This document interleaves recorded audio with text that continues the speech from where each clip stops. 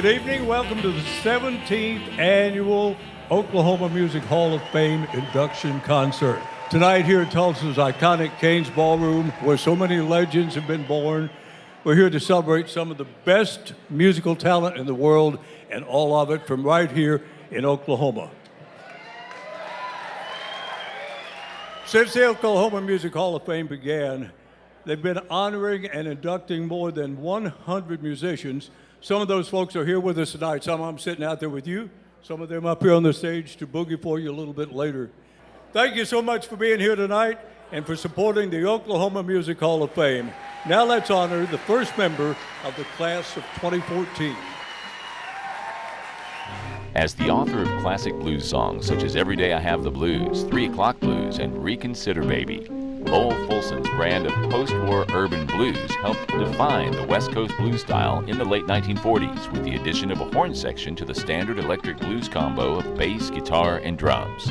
Born in Tulsa, Oklahoma on March 31st, 1921 to parents of Choctaw and African-American descent, Fulson grew up around Ada, Oklahoma in south-central Oklahoma.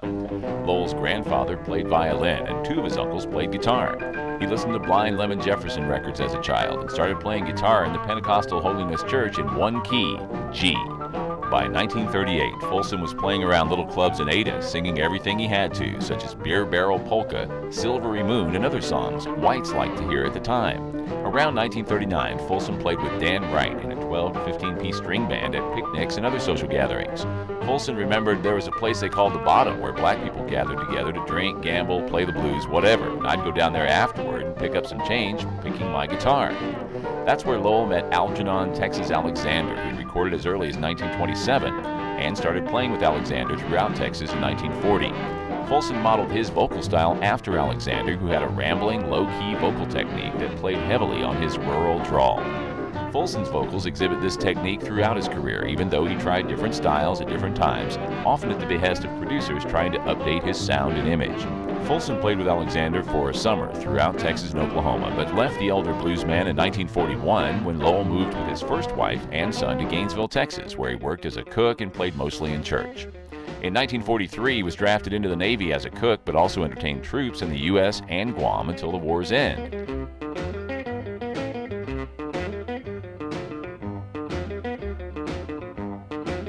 After being discharged from the military in 1945, he returned to Oklahoma, where he worked as a cook at the Wade Hotel in Duncan, Oklahoma. But he wanted to go to the West Coast to try and find a musical career. As a result of the migration of many African Americans to the San Francisco Bay Area in World War II to work in the shipping and munitions industry, Oakland had a thriving blues scene of nightclubs, bars, and independent record labels. Since Fulson had been stationed in Oakland during part of his Navy stint, Lowell knew about the scene there and decided to make it his home in 1946 when he made his first recordings for $100. Fulson's first release was Cryin' Blues, You're Gonna Miss Me When I'm Gone, with his brother Martin Fulson backing him up on guitar. In 1947, Fulson established a solid backing band of bass, drums, and piano and recorded several more songs for various labels in Oakland, where he had an R&B hit with 3 O'Clock Blues, later covered by B.B. King. Playing primarily around San Francisco and Oakland, Fulson moved to Los Angeles in 1949, where he recorded with fellow Oklahoman Jay McShann on the Swingtime label. Because McShann was more advanced musically than Fulson, Lowell preferred pianist Lloyd Glenn, who had played with T-Bone Walker. Fulson and Glenn decided to add horns to their sound to fatten it up, and the hits started to follow, as well as the moniker of Uptown Blues, sometimes called West Coast Blues or California Blues. Uptown Blues is a hybrid form of blues that combines the riffing horn section elements of jazz with the electric blues combo of drums, bass, and guitar. In 1950, Lowell had solid success on the Swingtime label with Every Day I Have the Blues, an R&B hit that reached number 5 on the charts and which became B.B. King's theme song for many years. Fulson followed up with the number 1 R&B hit, Blue Shadows, and Lonesome Christmas, the number 7 R&B hit for Fulson in 1950. In 1952, Fulson played a packed Apollo Theater in New York, then toured with Ruth Brown and Joe Turner. In 1953, with Aladdin still releasing his music, Fulson toured with T-Bone Walker when Swingtime officially went bankrupt. Wasting little time, however, Lowell signed with Chess's Checker label in Chicago, where he had a major hit with Reconsider Baby in 1954. The single reached number 3 on the R&B charts and became a blues standard, covered by artists such as Elvis Presley, Ray Charles, and eventually Eric Clapton. So long. Oh, I hate to see you go. However, Folsom did not fit in with the Chicago studio environment, where his horn section made him stand out from Chess' stable of Howlin' Wolf and Muddy Waters. Subsequently, Uptown Blues became a somewhat snide commentary by Chicago musicians about Folsom's music, which prompted him to move back to the West Coast and mail in all his studio recordings to Chess. The strained relationship did not prove fruitful overall, and Lowell left the label in 1962. After continuously playing one-nighters and assorted club dates in the early 1960s, Folsom signed with the Kent label and had a minor R&B hit with Black Nights in 1965. In 1967, he had two more R&B hits with Make a Little Love and Tramp. During the 1970s, Folsom moved from the Kent label to Jewel Records, owned by Stan Lewis and based in Shreveport, Louisiana. In the 1980s, Folsom laid low, in his own words, while his classic recordings were reissued to demanding blues collectors. In 1988, he released It's a Good Day for Rounder Records. In the 1990s, Folsom recorded for Bullseye Records in the same style for which he'd become famous and continued to tour when he was healthy. In 1993, he received 5 W.C. Handy Awards, was inducted into the Rhythm and Blues Hall of Fame and the Blues Hall of Fame, both for his career and his song Reconsider Baby. Folsom's 1996 album, Them Update Blues, was nominated for a Grammy in the Best Traditional Blues category.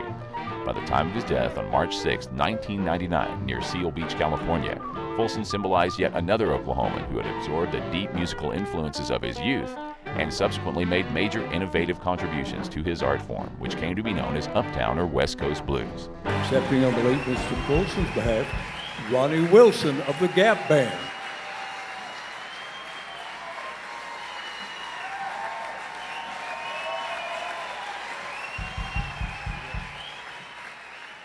Lowell's mama and my daddy were sister and brother. So that makes us first cousins. And Lowell was very instrumental in my wanting to play music. I was a little kid, and him and his brother Martin was like his road manager, was brothers. And I used to want to see him all the time, and I couldn't go to the Kane's Ballroom. I couldn't go to All Capital. I couldn't do all that stuff because I was about 12, you know. Not that I didn't try, but I'm so honored to be standing here as in lieu of his being here. He's done a great lot of things, great writing songs and writing songs that other people did and never mentioned a word about those songs. And I think it's very admirable, and especially the people of Tulsa. So thank you very much, and well, I'm gonna put this where I can see it and be proud of it. I'm honored to receive it. Thank you very much. Now let's get to the music.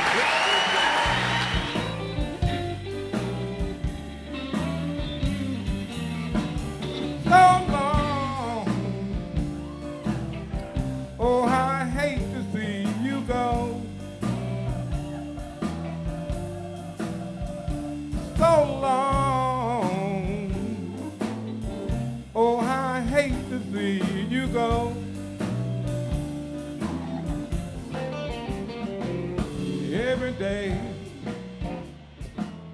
Every day I have the blues.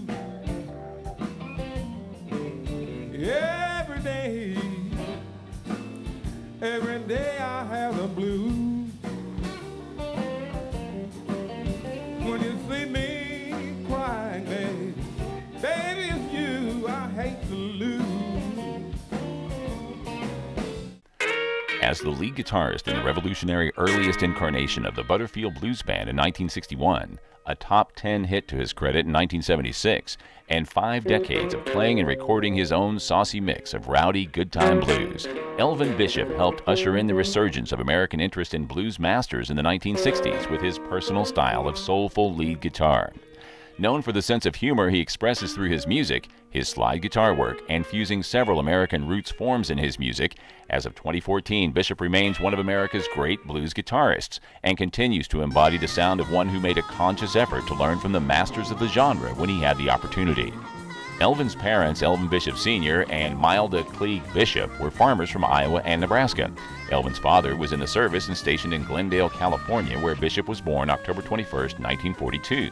After Elvin Sr.'s service time, the Bishops moved back to Iowa, where they continued to farm. In 1952, during an Oklahoma drought, Elvin Sr. brought down a load of hay to Oklahoma and took the opportunity to apply at Douglas Aviation in Tulsa, where he was hired. Subsequently, at 10 years old, Elvin moved with his family to Tulsa, where he attended John Ross Grade School, Bell Junior High, and Will Rogers High School. As a child, he would hear Johnny Lee Wills and his boys on the radio in the mornings as he ate his cereal. And then I messed up and heard blues. I had this big old radio about the size of a refrigerator, you know. And my hobby was I'd get stations from Alaska, anywhere on that, because Tulsa's in the plains and it's flat. And late at night, the 50,000 watt station from anywhere would come in, you know. And I got WLAC in Nashville. And man, they started playing Jimmy Reed and Muddy Waters. And man, this is where the best part of rock and roll came from. This is it, you know.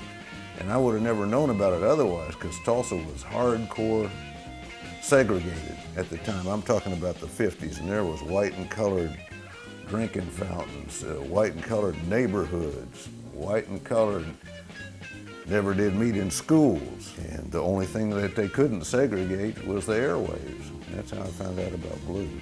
Because I didn't know anything about it. It was kind of like that Bob Seger tune, Working on Mysteries Without Any Clues, because nobody in my family was musical. Nobody in the neighborhood knew anything about playing the guitar. So I'd go buy a guitar, I'd go to the pawn shop, it was all I could afford, and I'd get these, didn't know any better, I'd get these old K's and harmonies with the strings that far off the fingerboard. And it was no wonder I couldn't make a chord, an F chord, you know. It hurt my fingers, and I did everything. I soaked my hand in a glass of salt water somebody told me to do to toughen up your fingers, you know. And I'd just give up every couple of months, you know, because I'd be out there in the garage and they said, cut that racket out, you know. That sounds like, you know. But then I'd see the girls hanging around the guitar players, you know, and this was, you know, the time when the hormones were kicking in. I better get back on that guitar, you know. I finally stuck with it. About that time, in 1959, Elvin Bishop wrote a National Merit Scholarship from Will Rogers High School to the University of Chicago to be closer to the blues mecca of the south side of Chicago, where bluesmen like Muddy Waters, Little Walter, and Howlin' Wolf were playing regularly in clubs. Acquaintances included Little Smokey Smothers, who taught Bishop a lot about playing the guitar, as did Sammy Lawhorn, Otis Rush, and Luther Tucker during hours and hours of lessons in the blues as an art form and as an occupation. Elvin also served an apprenticeship as a sideman with Chicago legends Magic Sam and Junior Wells, and became an accomplished player. He remembers two of his favorite bluesmen of the time were artists he'd not seen from Oklahoma, Flash Terry and Lowell Fulson, whose records he collected in Chicago. In 1960, when Bishop met fellow UFC student Paul Butterfield, a harmonica player and singer who'd grown up in Chicago and gotten his start from Smothers as well, the two began frequenting Southside blues clubs where they would jam with Buddy Guy and Otis Rush, or pay $2 to watch Howlin' Wolf or Muddy Waters. Soon they formed a duo and started playing college parties at the Buttercups. Upon the invitation to play a Northside Chicago club, Bishop and Butterfield hired the rhythm section from Howlin' Wolf's group, Sam Lay and Jerome Arnold, and became what was more than likely Chicago's only integrated blues group at the time, the Butterfield Blues Band. The group's popularity among Chicago's white audiences led to gigs at colleges outside of the Chicago area, and the music took off. In 1963, the group added another significant lead guitarist, Michael Bloomfield, as well as organist Mark Naftalin, and the hard-driving, attitude-laden band subsequently popularized the electric Chicago blues sound in America that was already being embraced by British blues enthusiasts such as John Mayall and the Rolling Stones. However, while the Brits were learning their licks from records, Elvin and company were emerging from the very wellspring of the form. The first recordings made by the group in 1964 became the album The Paul Butterfield Blues Band in 1965 and was reissued in 1997 as a double CD package with songs not released on the original album. Popular music historians also note the group fueled their sound with the extended jams of the Bishop-Bloomfield twin guitar attack, such as on 1966's 13-plus minute East-West, based on jazz and East Indian raga concepts. These kinds of jams would be the standard by which other late 1960s rock bands, such as the Grateful Dead and the Allman Brothers, based their own multi-lead instrumental techniques. Also during this period, Bishop adopted the pseudonym of Pig Boy Crabshaw to showcase his country material, and the band took that name for its 1967 release, The Resurrection of Pig Boy Crabshaw, which featured a horn section and only Bishop on lead guitar when Bloomfield left to form Electric Flag. After the group's 1968 album, In My Own Dream, Elvin left for good and traveled to New York, where he jammed with Jimi Hendrix, whom he called quiet and humble, and Eric Clapton.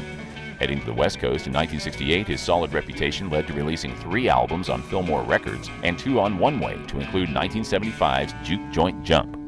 Signed by Capricorn Records in 1975 at the urging of Dickie Betts, guitarist for the Allman Brothers, who were also on Capricorn, Elvin reevaluated his strategy for commercial success. Lacking the mainstream appeal of his guitar work, Elvin's vocals seemed to be holding back the records, which prompted him to enlist pre-Jefferson Starship singer Mickey Thomas for the vocals to Fooled Around and Fell in Love, a massive radio hit that landed at number 3 on the pop chart and propelled the singles album Struttin' My Stuff to number 68 on the album chart.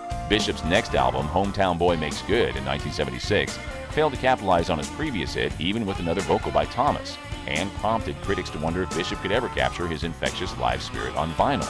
Elvin confronted this critique by releasing a 1977 live album, Raising Hell, which bettered his earlier success on the album charts by reaching number 38. By 1978, Bishop pulled out all the stops and mixed nearly every one of his influences, gospel, R&B, blues, country, funk, and rock, on his final studio album for Capricorn, Hog Heaven.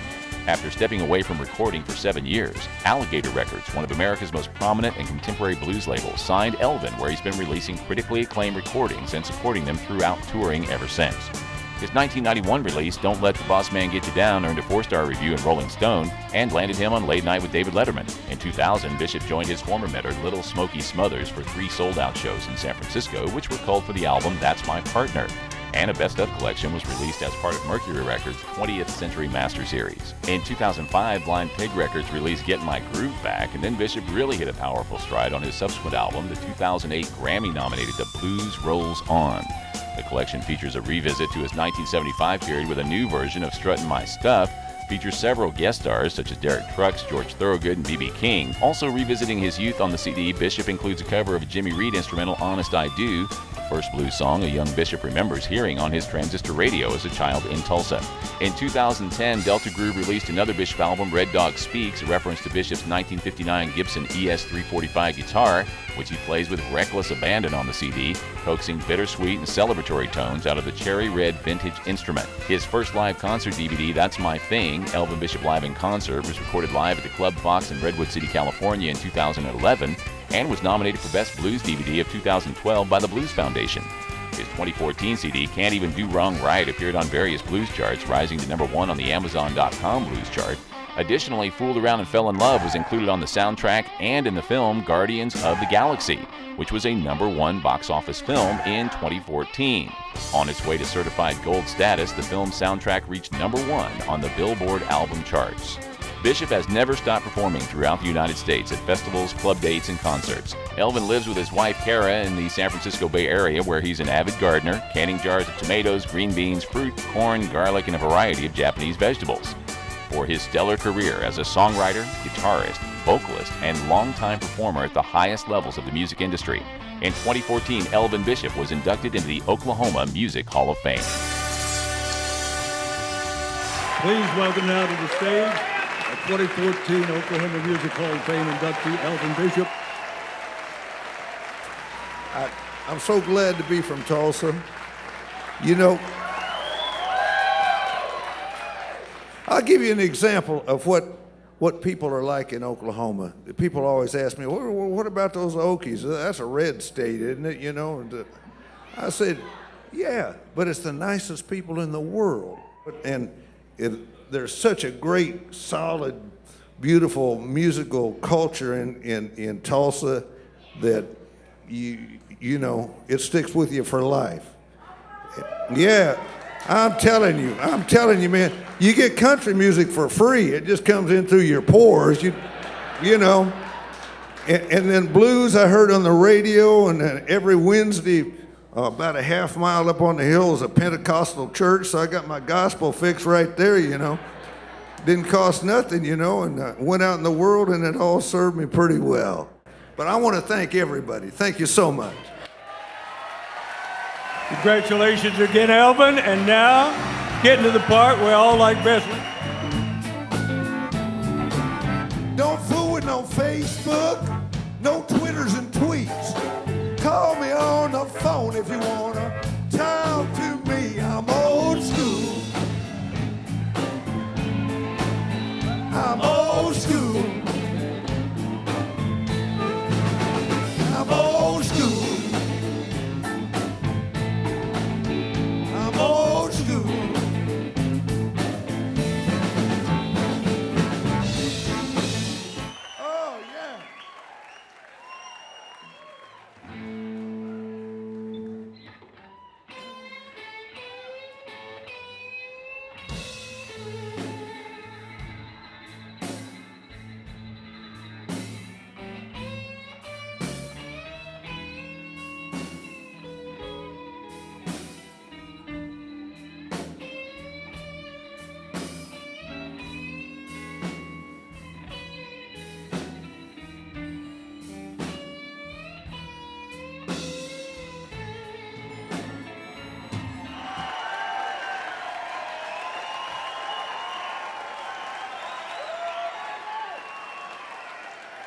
Born in Oklahoma City on August 19, 1940, and then quickly relocating to Tulsa when he was about 1 year old, Charles E. Chuck Blackwell is one of a few top-notch drummers who emerged from the Tulsa environment to national and international recognition among his peers in rock music.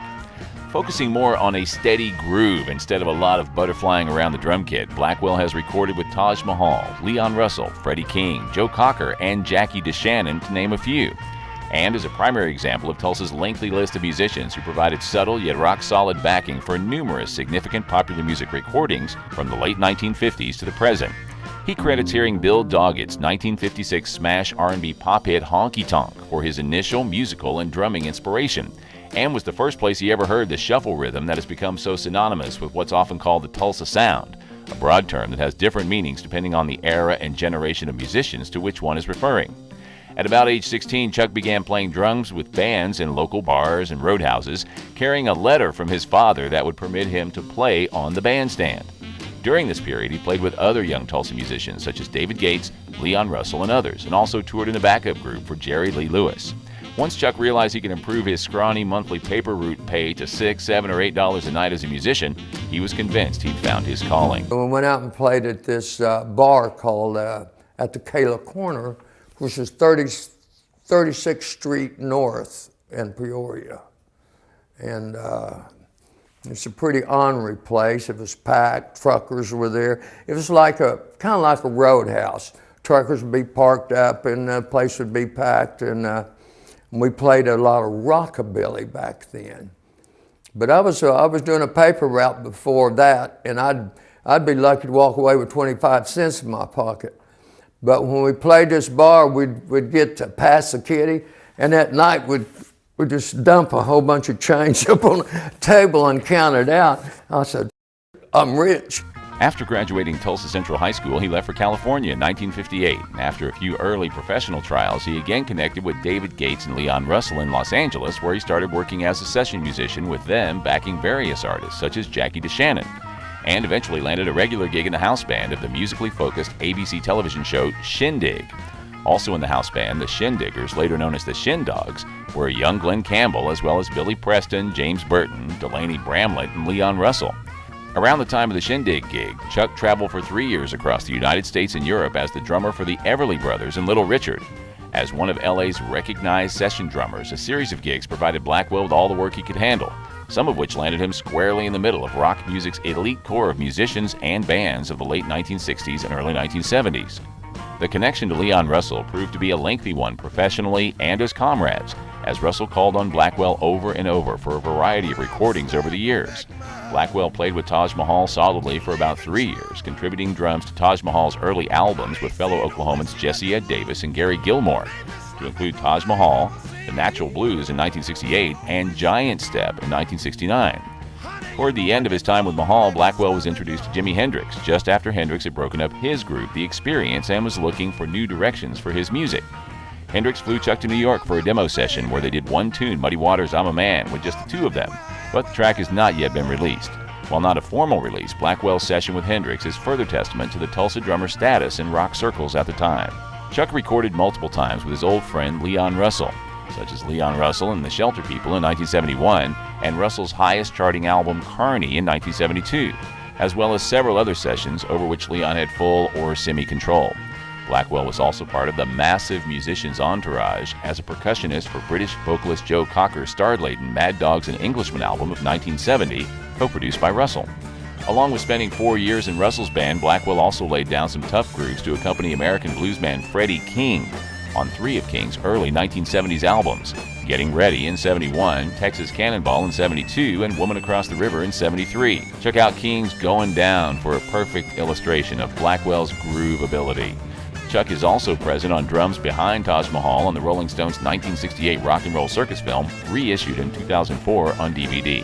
Around 1970, Blackwell returned his permanent base of operations to Tulsa, where he and his wife, Romaine, formed a design and manufacturing firm specializing in glass, wood, and iron entry systems to homes, offices, and buildings of all types.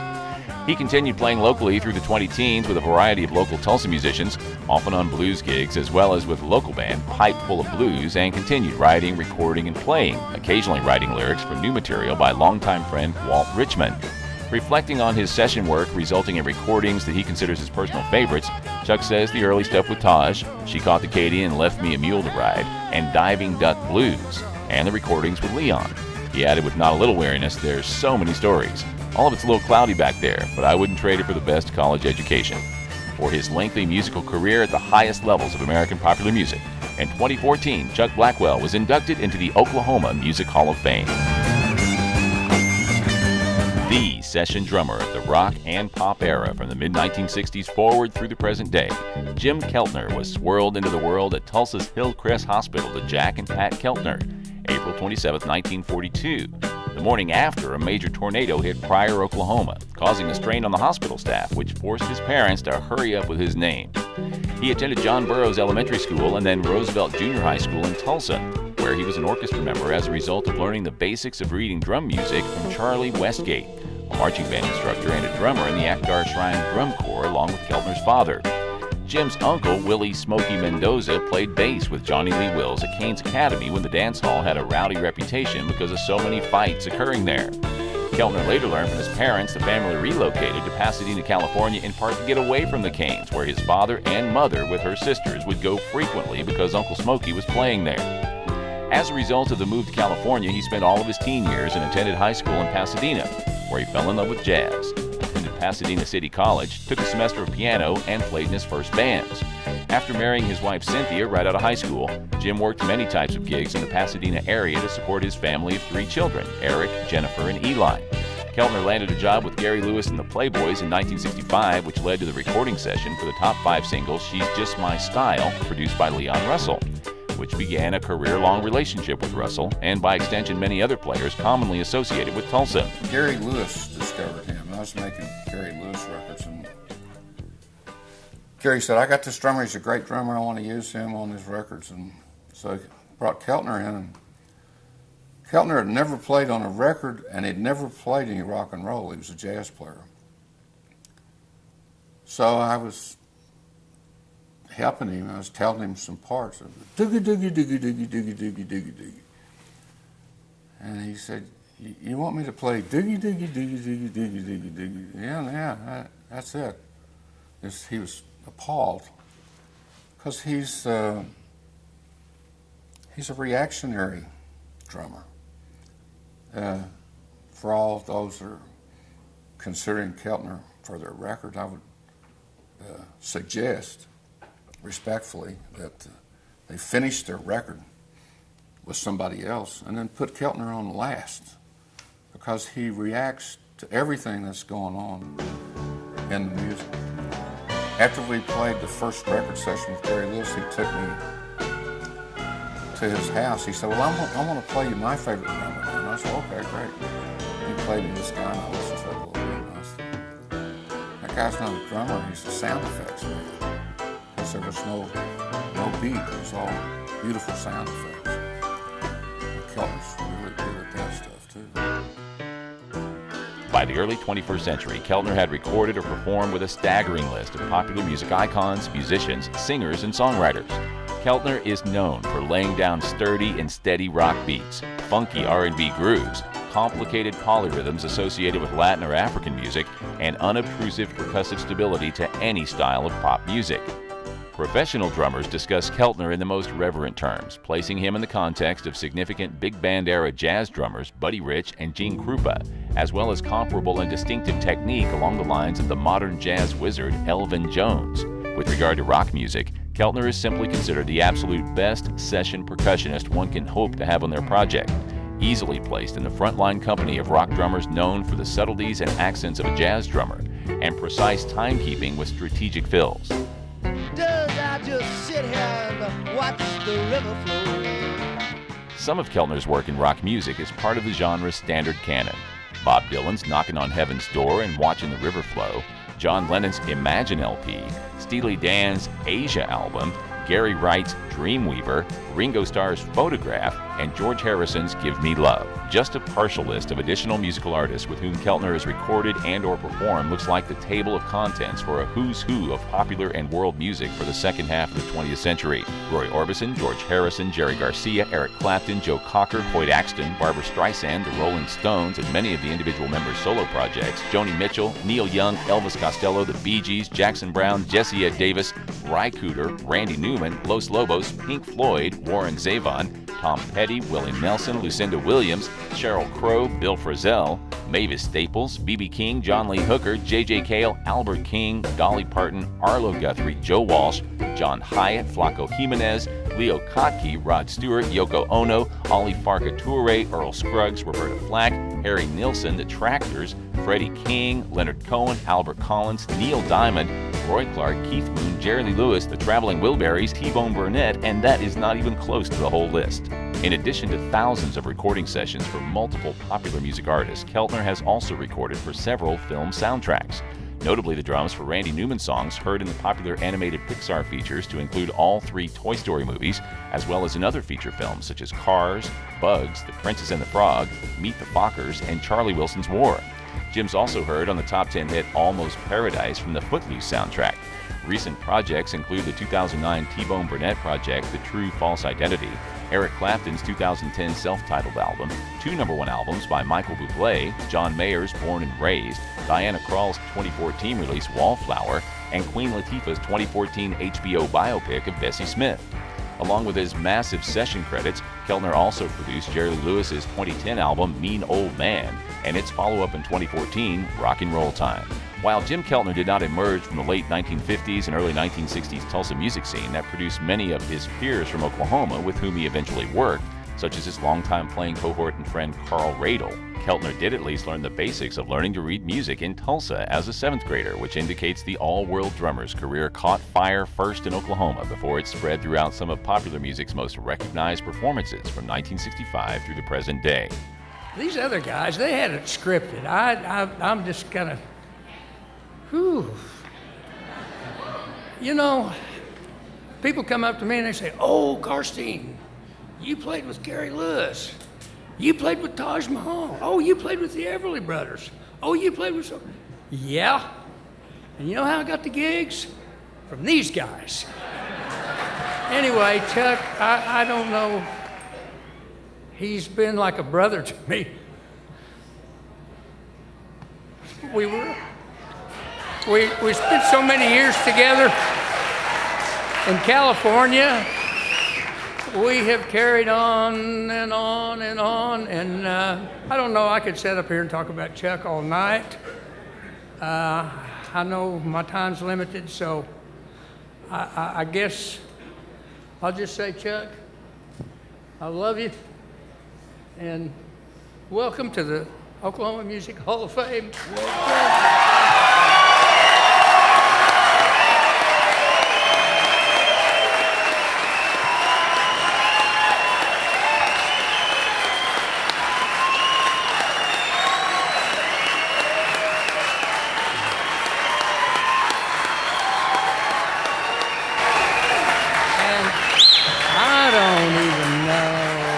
If there's anybody in here that doesn't know who this guy is, then you're a bigger caveman than I am. Then I got one more. There's just nothing in the world of music he hasn't done. He is the clearinghouse for drums on the planet Earth.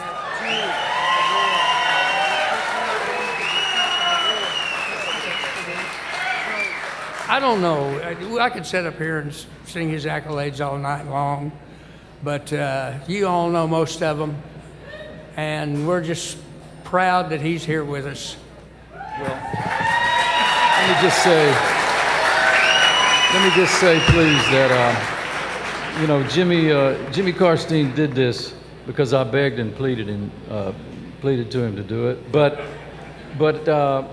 I want to say that both these guys here are really probably my earliest influences for playing rock and roll, which served me well over the years.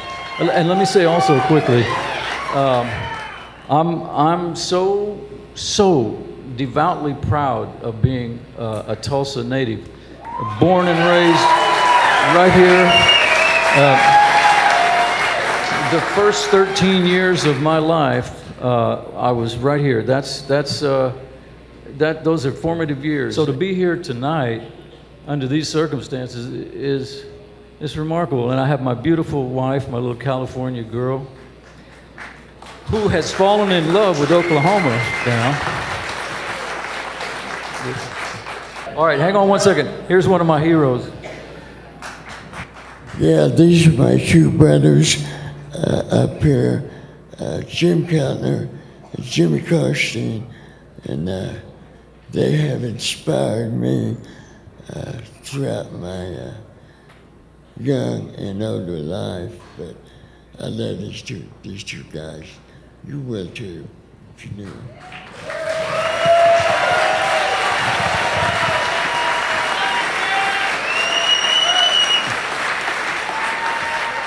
I guess we probably talked just about enough. It's about time for some music out of these guys.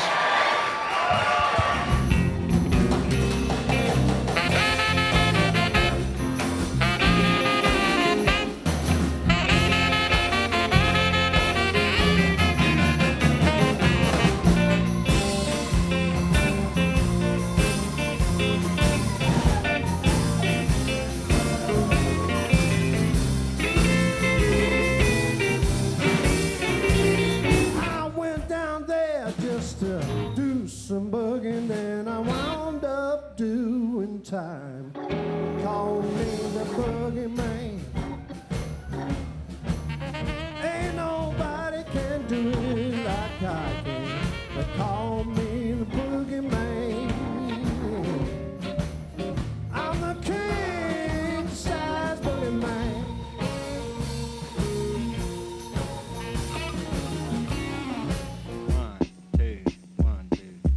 With a recording career that spanned more than 50 years and alternately infused with country, blues, jazz, and rockabilly, for which he's become critically revered and widely covered by other musicians, John J.J. Cale was a singer, guitarist, songwriter, producer, and studio engineer who emerged from the 1950s rock and roll scene in Tulsa. Along with remaining popular in Europe since the 1970s, his American fans are intense diehards who eagerly awaited and supported each new project of his career. Born John Weldon Cale on December 5, 1938 in Oklahoma City to Lois and Elmer A. Cale, John was reared in Tulsa with his sister Joan Cale Summers, where he began playing a friend's guitar in the pre-rock era when Bob and Johnny Lee Wills still held sway over Oklahoma's popular music scene. Yeah, well, I can remember before rock and roll, around Oklahoma there, Western Swing was real big. Bob Wills was from Texas, but he headquartered out of Tulsa. I remember all the people that were my parents' age listened to that in a lot around Oklahoma. I started playing music professionally right a couple years before I got out of high school. Not professionally, but I started playing for, money, or I guess you might say, around 54, 56. I got out of high school in 56. And rhythm and blues was kind of moving into the radio. As a teenager in Tulsa whose age collided perfectly with the first wave of classic rock and roll in the 1950s, he formed his own group, Johnny Cale and the Valentines, and played in clubs for $10 a night and all the beer you could drink, alongside Russell Bridges, later known as Leon Russell, before Cale moved to Nashville in 1959 and was hired by the Grand Ole Opry's touring company. He returned to Tulsa after a few years, reunited with Leon Russell, and in 1964 moved to Los Angeles with Russell and Carl Radle. Once in Los Angeles, Cale fulfilled engineering duties for Leon Russell at Leon's home studio, where he met Snuff Garrett, who signed Cale to Viva Records in 1965, and who would also record Cale for Liberty Records. Cale's Viva album with fellow Oklahoman Roger Tillison, Trip Down Sunset Strip, was released under the group name The Leather Coated Minds.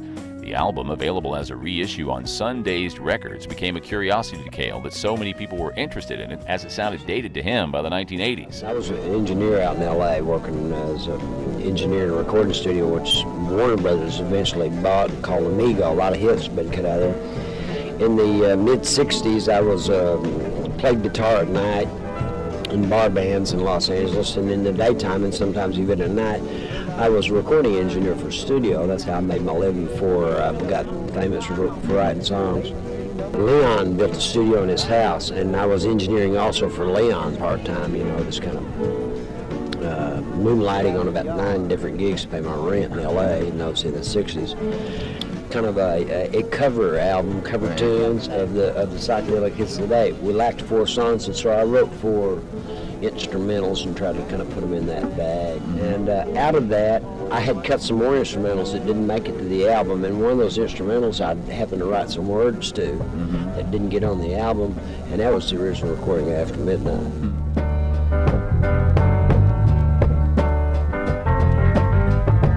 After midnight, we're gonna let it all hang out. After a trip to Nashville, Cale returned to Tulsa and signed with Leon Russell's Shelter Records in 1969. Cale was still putting his solo career together when he heard Clapton's version of After Midnight on a Tulsa radio station. The song was Cale's first hit as a songwriter and provided him with some much-needed exposure and income from royalties. As a result of the success of After Midnight, J.J. released his first album, Naturally, in 1971, which provided the top 40 hit Crazy Mama, as well as his own version of After Midnight and Call Me the Breeze, later covered in a 5-minute-plus version on Lynyrd Skynyrd's Mega Platinum Second Helping in 1974. Cale followed naturally with Really in 1972, which furthered his recording style of letting the soloing instruments be equal to his vocals on the tracks, and produced the minor hit Lies. Cale continued his Oklahoma theme by naming his third album Okie in 1974, and also persisted in his lo-fi recording techniques by recording the title track on the back porch of his house in Tulsa. Okie also provided more inspiration for Lynyrd Skynyrd, who recorded I Got the Same Old Blues Again on their Give Me Back My Bullets in 1976. With more royalties coming in from other people's versions of his songs, in 1975, Cale moved to Tennessee and bought a home in Hermitage, which was far enough outside of town so people wouldn't just drop by all the time. In 1976, Cale released Troubadour, featuring his last chart hit, Hey Baby, but more significantly included the would-be drug anthem Cocaine, covered by Clapton on his 1977 album Slow Hand. The entire album, Slow Hand, is a nod to J.J. Cale and the influence on Clapton's musical aesthetic of the time. Yeah, it makes me feel good because, I mean, I think I got the music business not only because it's fun to play, but I love to play the guitar and I love to be around musicians. I love music and I love all kinds of music and like to be in that, quote, scene, you know. When those guys started doing doing what it was I was doing, my songs, or, you know, borrowing some of my influences or things, yeah, it really made me feel good. Cale's next album, 1979's Five, featured appearances by old friends Carl Radle on bass and Jimmy Karstein, who's played drums on practically every J.J. Cale session and show since the early 1970s, along with his guitarist and wife, Christine Lakeland, on vocals and various instruments. Lakeland, originally from Kalamazoo, Michigan, met J.J. at a prison benefit show in Nashville after she'd just come off the road playing with Merle Haggard. Cale hired her for his band, and Lakeland stayed with him from that point forward. In 1980, Cale left Nashville and returned to California, where he promptly sold what he did not want, packed the rest into a gleaming Airstream trailer, and moved into an Anaheim trailer park, where he was notoriously reclusive. Cale released his final Shelter album, Shades, in 1981 to very little fanfare, although it had songs with his subtle humor, I Wish I'd Not Said That, and his penchant for straight-ahead back porch jams on Mama Don't. 1982's album, Grasshopper, found success in Europe, but not in the U.S., and 1983's album, Number 8, became his first to not chart at all. After more than 25 years of playing and recording music, J.J. stepped away from the recording industry. During his 6-year release hiatus, Cale recorded songs that finally emerged in 1989 on Travelogue, an album that featured Hoyt Axton on backing vocals, James Burton on one track, and longtime drummer and fellow Oklahoman Jimmy Karstein. Closer to You garnered the same cultish admiration from longtime Cale devotees, as did his 1996 release, Guitar Man. Mercury released 2 best-of compilations in 1997 and 98, Any Way the Wind Blows Anthology, and the very best of J.J. Cale. In 2001, Cale released his first live album, Live, recorded at Carnegie Hall and other venues around the U.S. and Germany. Also in 2002, Classic Pictures released a DVD of a 1979 Cale performance with Leon Russell in the band as J.J. Cale, The Lost Session. In June of 2003, Cale returned to Tulsa to record for an album that became To Tulsa and Back. Recorded at his friend David Teagarden's Natura Studios near Beggs, Oklahoma, the album included what amounted to a reunion of Cale's old Tulsa buddies. Cale toured for only the second time since 1996 to support the album. JJ's 2004 concerts were frequently sold out and chronicled by German director Jörg Bundschuh for the 2008 film To Tulsa and Back, on tour with J.J. Cale. Cale's 16th studio album, Roll On, released in 2009, featured him assuming the versatile jack-of-all-trades role as he had on many previous projects, playing guitars, bass, drums, synthesizers, and singing, as well as producing and engineering the whole album. Rolling Stone described the music as supremely chill, utterly ageless. Many of his friends say JJ may have actually been more enthusiastic about engineering and producing than anything else. Working with his longtime manager Mike Kappas, the two collaborated on 3 John Hammond CDs, all of which were Grammy nominated. Even though Cale received great recognition from his contemporaries and, as time went on, other rising stars, his nature was to always avoid the spotlight. Over the years, he declined many offers for awards and honors he clearly deserved. After Cale's passing on July 26, 2013, Eric Clapton gathered a group of like-minded friends and musicians for The Breeze, an appreciation of J.J. Cale, released in July 2014. Clapton also produced a behind-the-scenes documentary for the tribute. Also in 2014, the Oklahoma Music Hall of Fame reiterated their long-standing offer to induct Cale. Feeling that Cale's legacy certainly deserved recognition in the Hall, his family accepted the invitation in his honor. While Cale was uncomfortable with public acclaim and attention, his family is sure he would have appreciated the respect and admiration he continues to receive from his peers, his longtime fans, and new generations still discovering his music. Cale enjoyed being the person who focused on the crafts of writing, engineering, and production rather than the pursuit of commercial success. For these reasons, as well as his influence on so many musicians and the sound of popular music from the 1960s through the 2010s and beyond, John J.J. Cale was inducted into the Oklahoma Music Hall of Fame. Things will work out good. I have to say, thanks to the Oklahoma Music Hall of Fame. I know that I've had some people say, why are you doing this? Why are you doing this? Because I sat right there in the house at the kitchen table and heard John on the phone turning down this sort of thing for his own reasons. I didn't always agree with him because I thought he should be acknowledged. I was a fan. Thought he was a great guy. So when they said, we'd like to do this, I told Mike Kappas, his longtime manager, over 30 years, I said, let's do it 2014, let's get right on it. So I am thrilled to be here. Thank you. All right, let's have some good picking.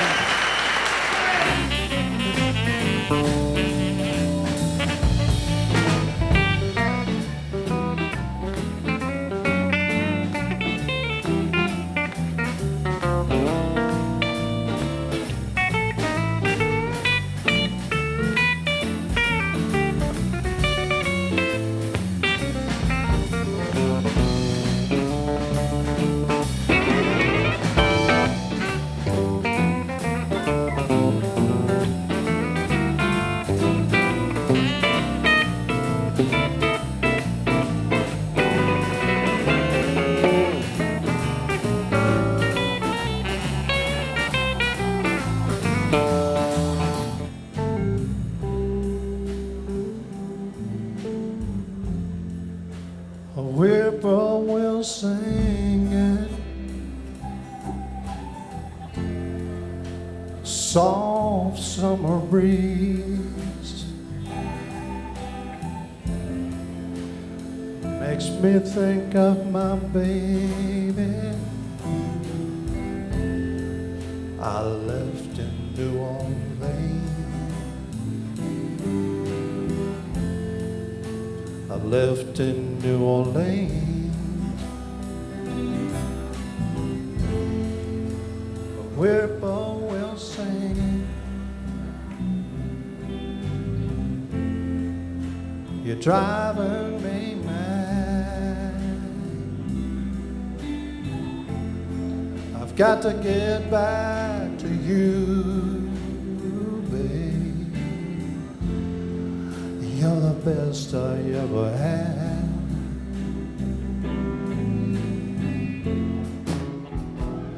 Everybody, come on. Crazy mama, where you been so long? You've been hiding out, cannot see. Crazy mama, coming after me. Crazy mama, where you been so long?